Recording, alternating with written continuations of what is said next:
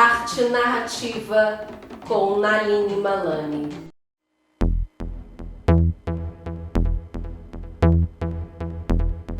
Arteiras e arteiros do nosso canal, como é que estão as coisas por aí? Tudo bem?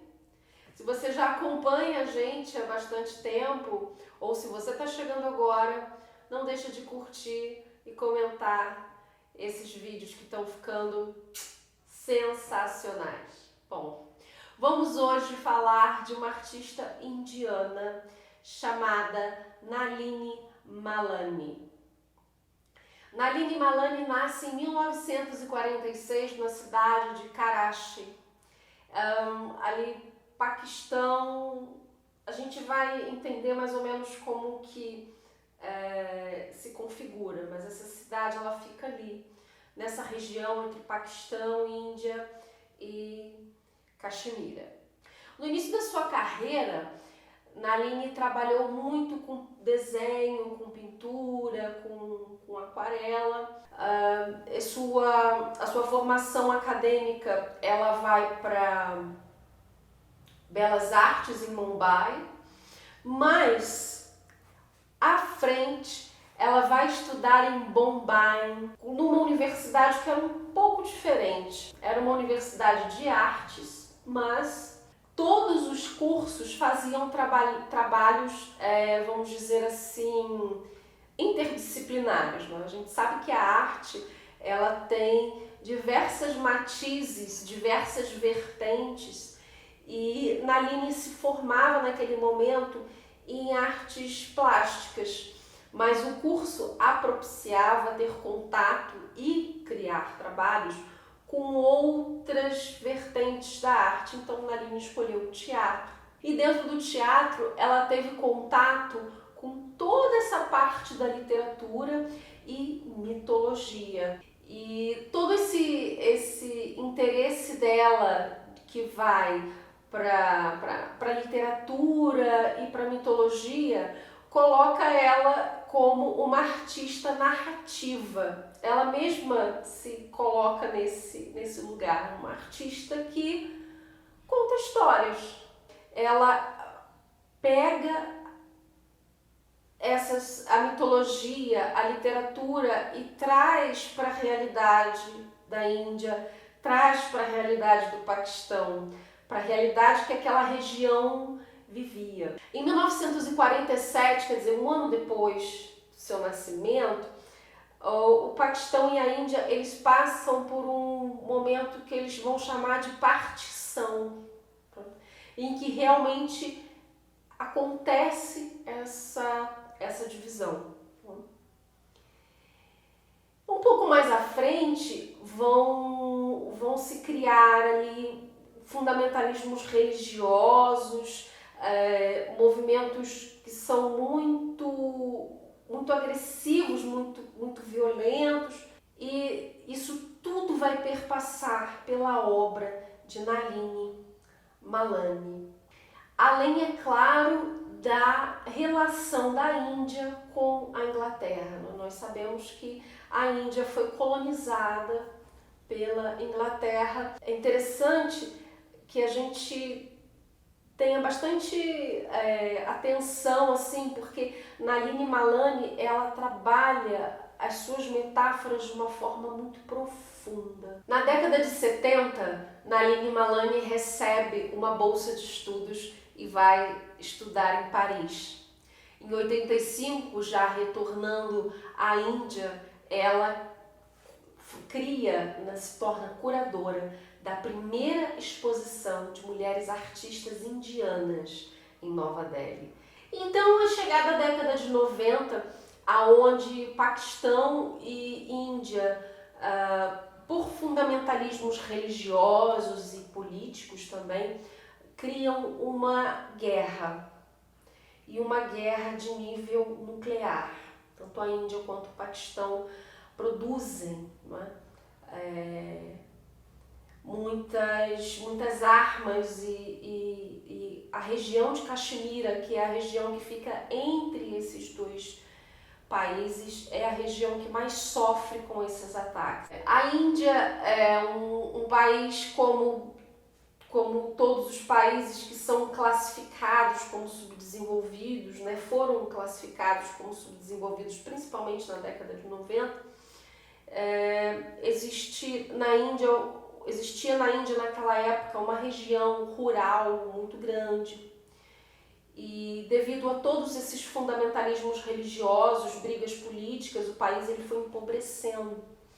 Então isso fez com que muitas pessoas da região rural fossem para as grandes cidades, né, como Nova Delhi, Mumbai, em busca de trabalho, em busca de ter uma situação de vida melhor. Então, Cidade dos Desejos surge em 1992 como um mural imenso de pinturas a carvão que Nalini faz, produzindo, né, reproduzindo o rosto dessas pessoas, que são pessoas invisíveis para a cidade, mas que ao mesmo tempo são pessoas que são extremamente importantes. Sem elas, a cidade não existiria. São as pessoas que fazem a manutenção e a limpeza da cidade, são os catadores, são os garçons, são os cozinheiros, são os entregadores, né? Pessoas invisíveis na cidade, ela traz para essa obra com pinturas a carvão. São obras que acontecem num determinado momento e que depois elas são apagadas. 15 dias depois acontece uma performance que se chama performance do apagamento. E aí outras pessoas são convidadas a apagar essas obras das paredes aonde ela foi colocada. Então, Nalini Malani, ela trabalha muito com imagem, essas imagens que por vezes têm uma definição muito clara e por vezes não, ela mescla essas duas nuances, né? Exatamente trazendo o que é visível e o que não é visível, para que possamos ter a dimensão do que ela quer nos trazer. Então essa obra Cidade dos Desejos fala de todos esses desejos que essas pessoas da região rural, quando chegam na cidade, trazem, né, como imagem da cidade que vai realizar os seus desejos. Em A Cidade dos Desejos, essa performance do apagamento, ela tem uma característica que traz pra gente além da própria invisibilidade das pessoas ali retratadas, essa metáfora da passagem. Porque essas pessoas estão aqui, né, estão lá de passagem. Então essa visibilidade, ela é também passageira. A segunda obra que nós trazemos é uma obra, gente, extremamente extensa. Essa obra, ela tem diversos desdobramentos, que são desdobramentos que vão de pintura para teatro, para instalação, para videoarte. E nós vamos trazer aqui com um foco numa instalação que foi feita. Medeiros Project é um projeto que surge entre 93 e 94 e que ele atravessa a década de 90, entra no ano 2000 e vai em frente. Assim. Uma ideia, né, como a gente, talvez muitos de vocês não saibam, eu vou fazer aqui um breve resumo dessa história para a gente poder entender aonde que ela quer chegar com essa obra. Todos nós sabemos que a Índia é colonizada pela Inglaterra. E essa colonização, em certo aspecto, trouxe um fascínio da Índia em relação à Inglaterra, aos seus costumes, à sua língua, à sua cultura. Isso traz um pouco para a própria Índia um apagamento da sua história, da sua realidade, de tudo, não é? quando Nalini Malani traz a história de Medea, ela cria uma metáfora contando essa história de colonização da Índia. Vamos entender. Um breve resumo da história de Medea. Bom, Medea era uma mulher que tinha feitiços, encantos, ela dominava essa área. Num dado momento na história da sua vida aparece Jazão. Jazão, um grande guerreiro que tinha como objetivo encontrar o velocínio de ouro. O velocínio de ouro era um carneiro que tinha pele de ouro. Então, a ideia era encontrar, capturar, enfim, né, obter esse tesouro, que não era uma coisa muito fácil. Então, os deuses perceberam que Jazão não conseguiria aquilo sozinho. Então, colocam Medea no seu caminho para que ela se apaixonasse por ele e seguisse com ele nessa trajetória para alcançar, né, para conquistar o velocínio de ouro. Então, Eros, que era o deus Cupido, lança uma flecha no momento em que Medea olha para Jazão e ela fica completamente apaixonada por ele. Numa paixão que não vê limites, numa paixão que é uma paixão completamente autodestrutiva. Ela segue nessa jornada com Jazão. Jazão separa todos os melhores guerreiros que vão nas caravelas de Argos, por isso que a gente chama de Jazão e os Argonautas. Então eles seguem nessa trajetória, nesse conto mitológico, em busca desse velocínio de ouro. Como os deuses já sabiam que Jazão passaria por diversas adversidades e problemas que só Medea poderia resolver, Medea foi colocada nessa viagem e ela fez diversos feitiços, né, truques, enfim, encantamentos, para que ele passasse por todos esses obstáculos e alcançasse o velocínio de ouro. Então, Jazão acha interessante esse primeiro momento em que ela o auxilia.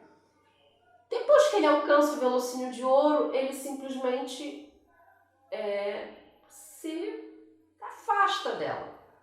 Agora que eu conquistei o que eu quero, eu vou me casar com uma princesa, né? Ele queria realmente o status depois de conseguir o velocínio de ouro. Então Medea se vê abandonada, com 2 filhos, né? E ela faz de tudo para se vingar de Jazão. Só que tudo que ela faz para se vingar dele, ela se autodestrói.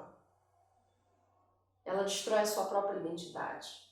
Ela mata os seus filhos, os seus próprios filhos. Então percebam o quanto que essa história de Medea tem uma relação metafórica muito interessante, que faz essa ponte entre a história da Índia com a história da Inglaterra. Nessa instalação que a gente traz como uma parte dessa imensa obra, ela confecciona tecidos, que são tecidos em formatos de blusa, né? Tem um formato assim. E nesses tecidos ela registra algumas partes da história de Medea que tem relação direta com essa experiência de colonização e colonizador, né?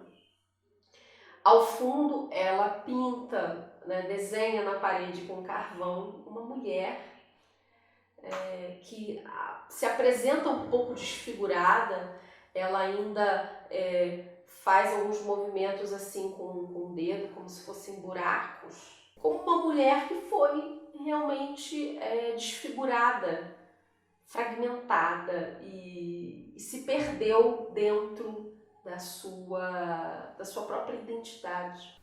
Essa relação Jazão-Medeia, colonizador e colonizado, traz como uma metáfora muito clara, muito explícita do quanto que a Índia se perdeu enquanto cultura, enquanto identidade para a Inglaterra.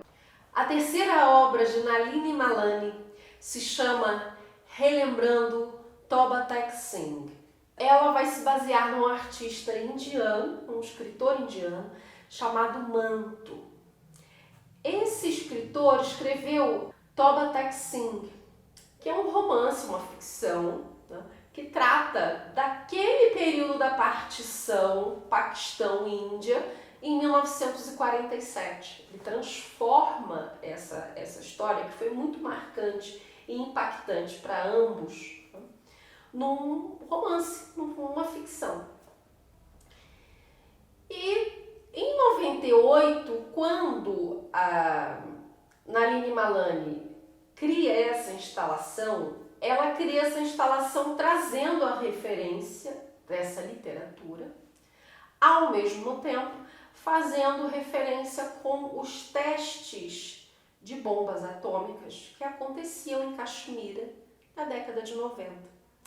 Todo fundamentalismo religioso entre Índia e Paquistão fez com que ambos países produzissem armas nucleares. Então essas armas nucleares elas foram utilizadas como teste em Caxemira. Era uma guerra que estava acontecendo, na verdade, não é? Só que essa guerra ela não alcançou as grandes mídias. Não teve proporções de visibilidade, por exemplo, como Hiroshima.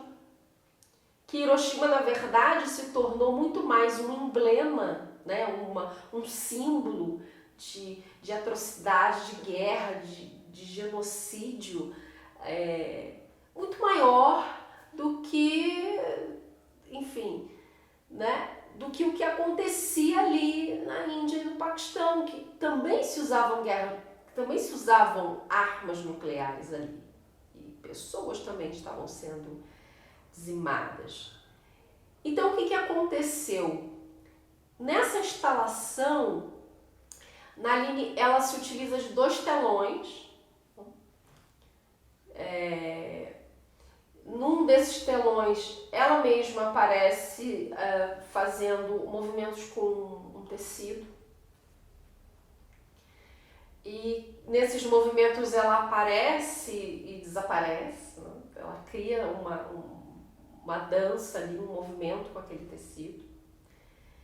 Na outra tela, cenas do bombardeio de Hiroshima, trazendo essa referência, né, da grandiosidade do problema que também era ali, Paquistão e Índia. E no meio, várias televisões com um monitor virado para o alto, retratando cenas de situações de guerra entre Paquistão e Índia. E ao mesmo tempo, uma peça sonora difusa ali, trazendo relatos do que acontece naquele lugar e ao mesmo tempo alguns trechos do livro, né, dessa literatura na qual Nalini Malani se baseou. Essa obra ela é uma obra extremamente estarrecedora. Ela coloca, né, essa instalação assim, ela cria essa instalação de uma forma que faz com que você realmente sinta tudo aquilo que aquelas pessoas naquele lugar sentem, né? Porque estamos falando de 1998. Portanto, todas as obras de Nalini Malani, elas trazem essas características que se baseiam em textos literários ou mitológicos, né?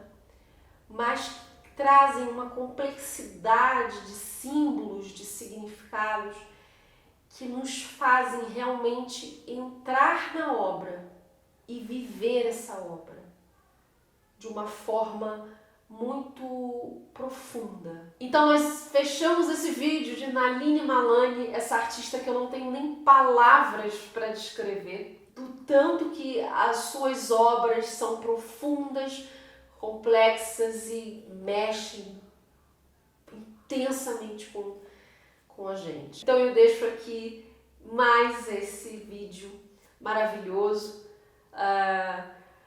Comenta, compartilha, se inscreve no canal se você ainda não se inscreveu. Poxa vida, estamos fazendo tanta coisa legal aqui e você está aí de fora dessa. Se inscreve aqui no canal, coloca o seu comentário, o que você achou dessas obras sensacionais. E ficamos por aqui. Deixo meu abraço e seguimos juntas.